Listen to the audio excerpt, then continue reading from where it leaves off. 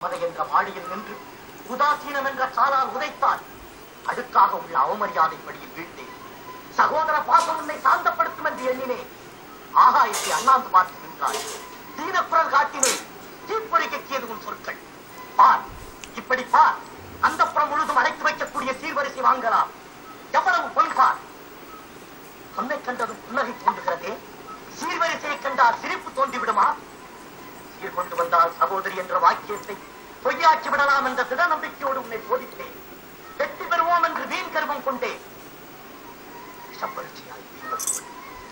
வருகிறேன். வாக்கியத்திற்கு வெற்றி, எனக்கு தோல்வி. வந்த வேலை முடிந்து விட்டது. விடைபெற்றுக் கொள்ளுகிறேன். மைத்துனரே, உங்கள் சகோதரியை கொண்டு உலகத்தை மதிப்பிட வேண்டாம் என்பது என் வேண்டுகோள். பெண் இனத்திற்கே அவள் விதிவிலக்கு. உங்கள் உடன் பிறந்தாளாக அவள் உதித்தது விதிப்பயன். மனைவியாக அமைந்தது மகத்தான பாக்கியம்.